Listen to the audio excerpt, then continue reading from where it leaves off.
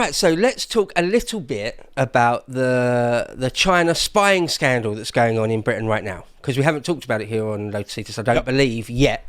So I think it's high time. First of all, just quickly to mention that Stelios has got an ancient Greek virtue ethics course that you can buy, and he is a PhD in philosophy, a real-life living Athenian philosopher. So if you want that, do consider heading over to the lotusthesis.com website and buying that. There's also webinars every week. I was on the one yesterday, for example. So it's good stuff if you're interested in ancient ethics. Socrates, Plato, Aristotle, that sort of thing. Okay, so again, the China thing. What's going on? What is really going on? I did a video here on the state of politics. Check that out, the state of politics. Every segment now. Okay, no, I'll get in trouble for doing it too much. But there is already a little bit of, 24 minutes of me and Nate talking about that. But that's a few days old now because there's been a few more developments. So what actually happened? Right, what are we talking about? First of all, let's just say what happened before we get into sort of the repercussions and more detail. So what happened was there's these two guys called Chris Cash and Chris Berry. Mm-hmm. And one of them, Chris Cash, I believe it was working with a thing called the China Research Group. He was a parliamentary researcher. So he's actually, very close to MPs. And this is a few years ago now. All this happened in between 2021 and 2023. So, and this is an important thing, under the Tories. Mm-hmm. Okay, so he was working with various MPs like Tom Tugendhat, you remember him? Yes. Alicia Kearns and Neil O'Brien, and they were working to sort of look at security issues, particularly around China, as the name suggests, the China Research Group. So they were looking into what China is doing, its espionage and its sort of a Cold War type stuff that China's doing against Britain. So they were looking into that, and this Chris had access to their information and what they were talking about and various other things. Interestingly, another point to note is we don't know exactly what detail, but he passed that on to a friend of his, Chris Berry, who they met when they were working out in China as younger men, as sort of teaching type assistants. That's what they were doing as younger men. So they knew each other. Mm-hmm. And that other Chris is still a teacher to this day, I believe. But they knew each other, okay, and had been to China, worked and lived in China for a while. So this Christopher Cash had access to sensitive stuff. Exactly what that sensitive stuff is, we still don't know exactly. But China probably does now. Well, so the allegation is, because both the Chris's deny any wrongdoing, but the allegation is that he passed that information to the other Chris, who then passed it straight to China, straight to a guy called Kai Kui, probably butchering that pronunciation. That's this Kai Kui, that guy in the middle, and he's super high up in China. Like what some describe him as that Winnie the Pooh fellas, his right-hand man. Wow. And this Berry guy, who, what was he, works as a teacher in China? He was a much younger man. How does he have direct access to this guy to give him this information in the first place? Well, it went through an intermediary, the other Chris, but how has he got access directly to the top of the Chinese Politburo or the Chinese highest committee? Yeah, I don't know. No one knows. That's bizarre. That's the nature of spy games, though, isn't it? And espionage. We don't know all the things. Normally there's some Chinese girlfriend involved in all of this who tends to turn out to be a man somewhere down the line anyway. So, was it him? In makeup and a dress? Well, Austin Powers style? Pardon me. He is... most people agree he's one of the most important men in the Chinese government. In fact, he's the deputy director of the Central National Security Commission in China. So he's one of the highest people. Mm-hmm. So if this Chris Cash did, because it's still only alleged, nothing's been proven in court, if it is the case that he had access to sensitive information which really did put our British security at risk or in peril in any way, and he passed it to a chap like that, then that is really bad. I mean, if that's true, these two Chris's are absolute traitors. Mm-hmm. That's really bad. It's not just like a bit a bit off. Yeah, what was like this, so a bit like, oh, that's a bit out of order, that's a bit scummy, but whatever. No, it's really bad. What was this cash guy doing, giving that information to some guy he just used to work with in the first place? If he did it, they both deny any wrongdoing. If he did it. Yeah, I know, right? Yeah, I know. Well, yeah. Like, surely, you're working for the government with state secrets. Surely you can keep them a secret. Well, you're supposed to. So the government, when they found this out, they tried to get them charged. The CPS, like anything else, the Crown Prosecution Service would be in charge of doing that. They wanted to charge them under the Official Secrets Act of 1911. In fact, there's been an update to it in 2024. That's also a point to note. But yeah, charging them under the Official Secrets Act and sort of espionage laws and things for properly spying, for being a spy for China against us. So, okay, that's basically the first thing. That's like what actually was alleged to have happened.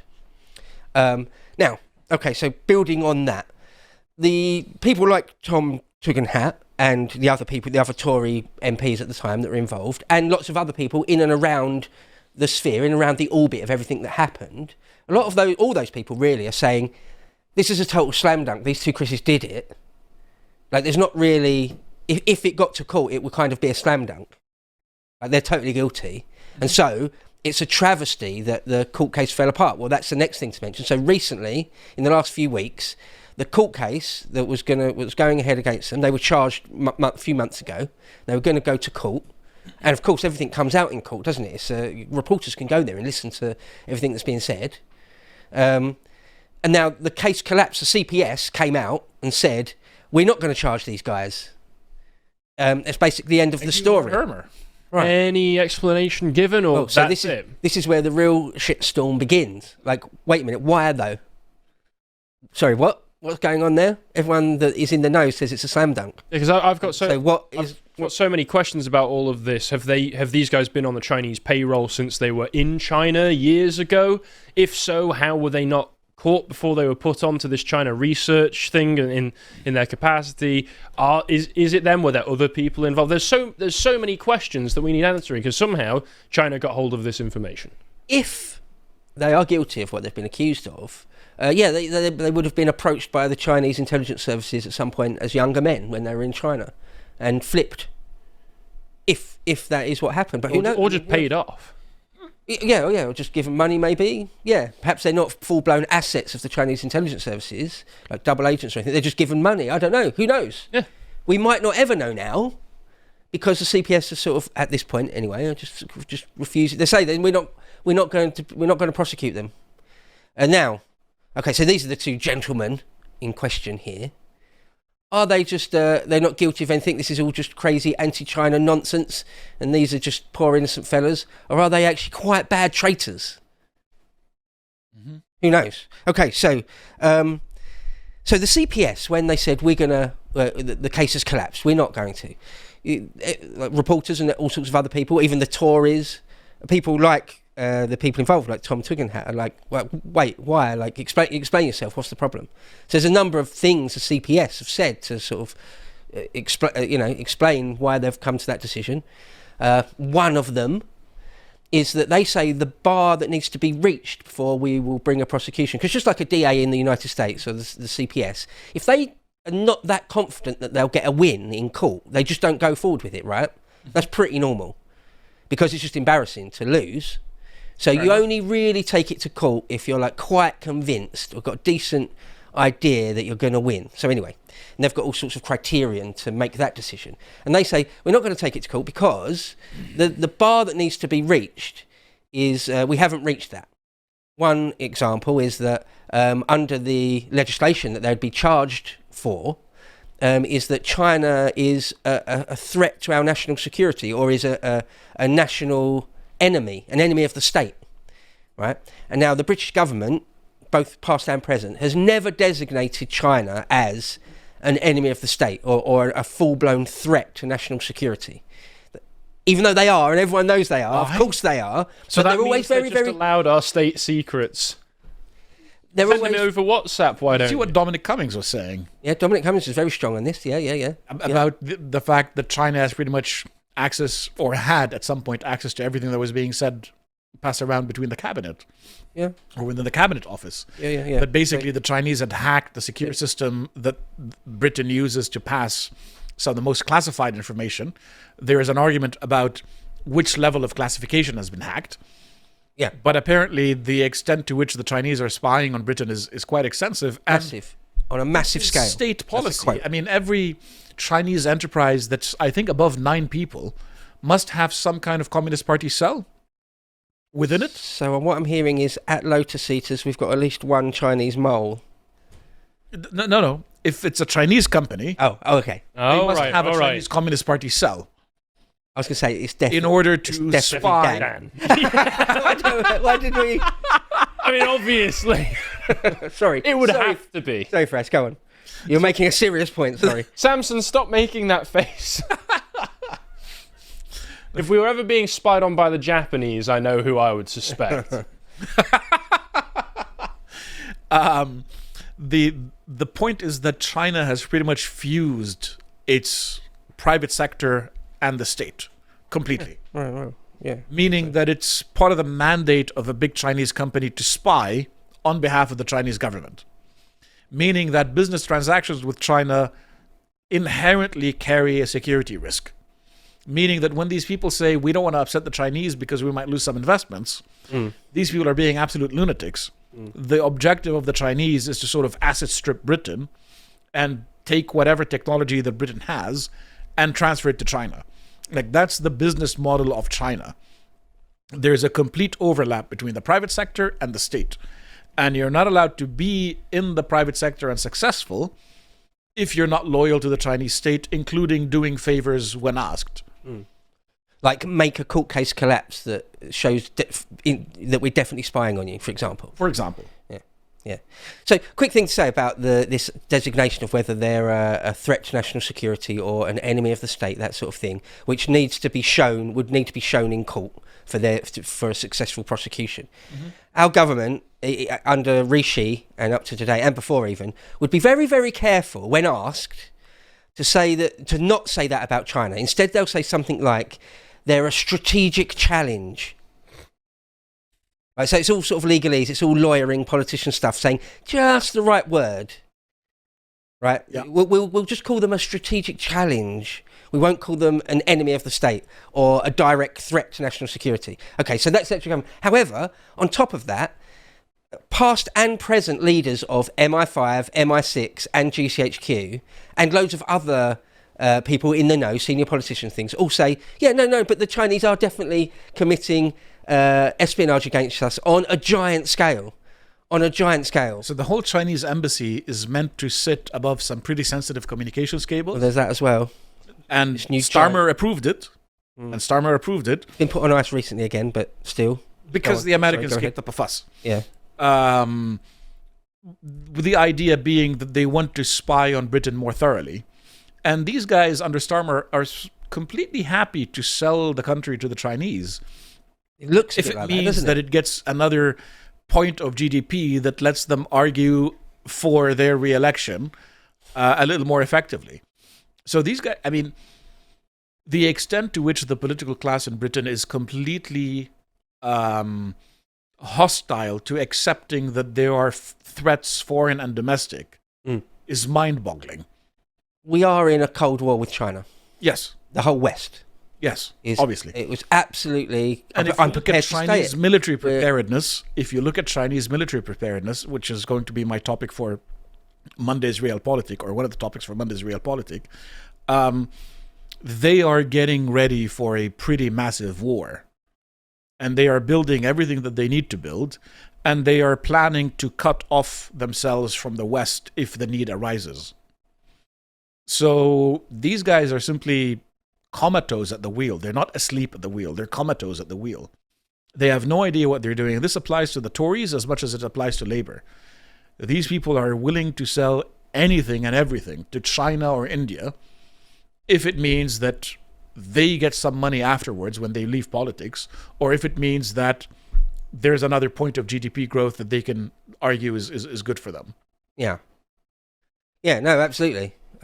Because, I mean, the point is that we exports and imports, do something on the order of £90 billion worth of trade with China every year. So to them, it's not like a game-breaking amount of money, but to us, that's a big deal. Yes. 90 billion a year. Yep. So the fact that we're in a Cold War with them and they're doing espionage, industrial and sort of political espionage against us on a giant scale, but also a really, really pivotal trading partner. It's funny, it's even during like World War II and stuff, who have enemies still trading steel and buying each other's debt and stuff.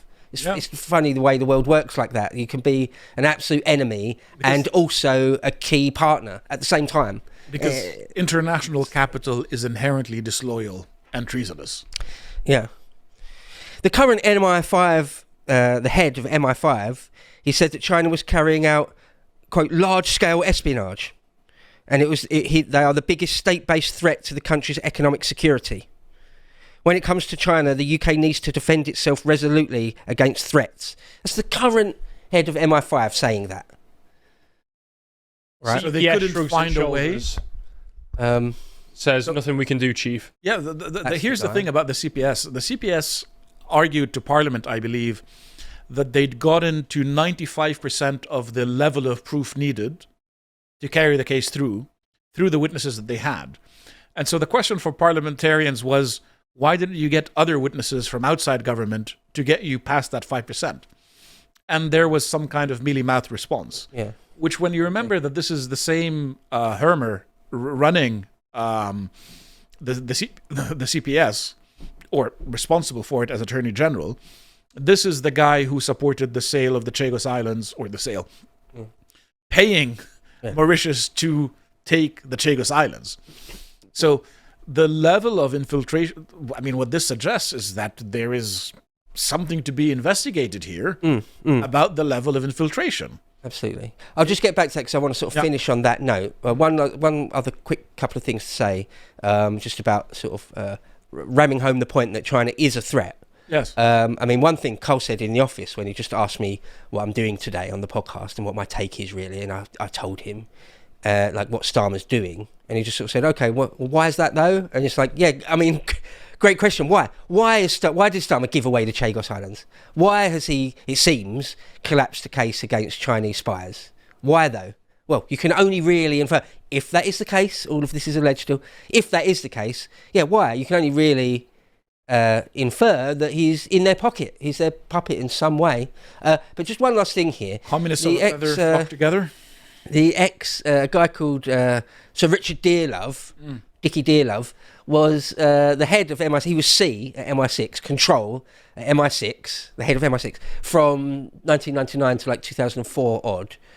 So he's literally been the head of MI6, so he should know. Let's listen to like a minute or two of this interview. Well, more now on that story that refuses to go away, the China spy case. After the release of those witness statements last night, they included warnings to prosecutors about the threat posed by Beijing. So let's discuss what that threat is. Joining me now is the former MI6 chief, Sir Richard Dearlove. Sir Richard, it's good to see you.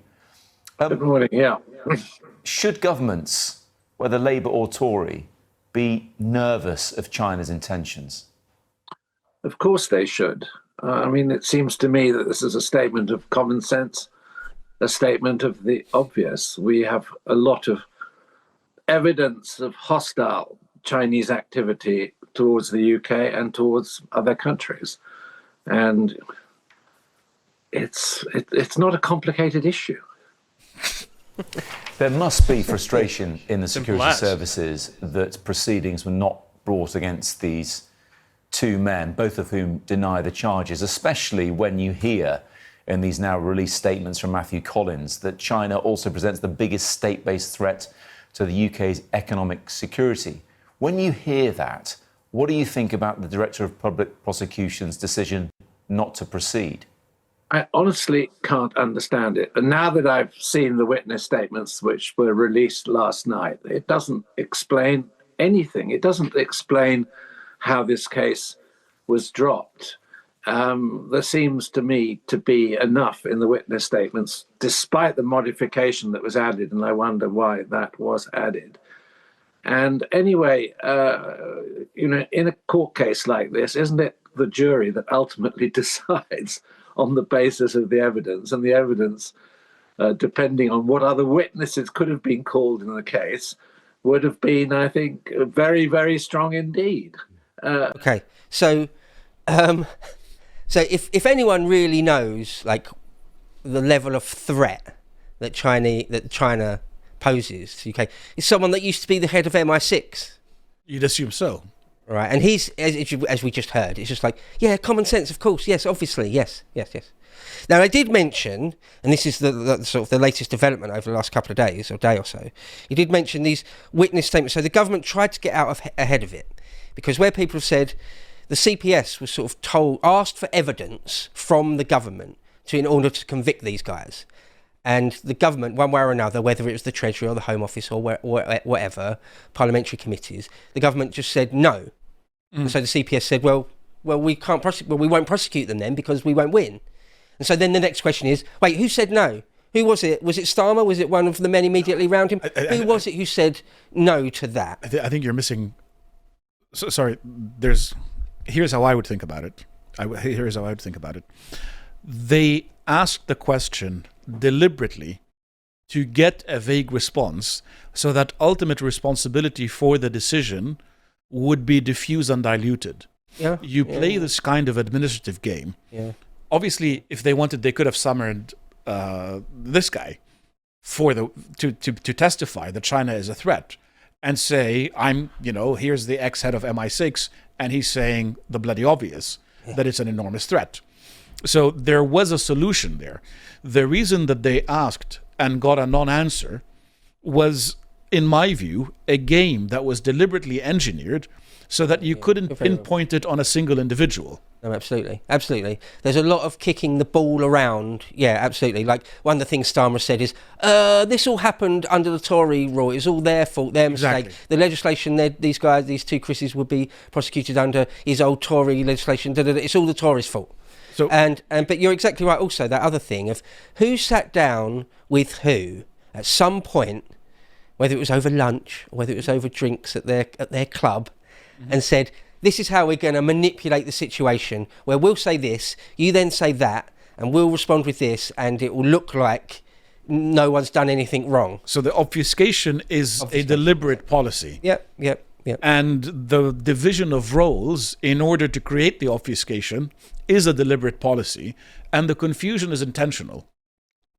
Yeah. That's my argument. That's what I think. You're probably almost certainly right, I would have thought. I absolutely would have thought. But then the question is, if that did happen, which may well have happened, like who was doing that though? Let's get some names. Who was it? Well, we still don't know that at this point. There is one guy, one of the national security advisors called Matthew Collins. He was one of these key witnesses, as Dear Love was just talking about there on the clip we just watched.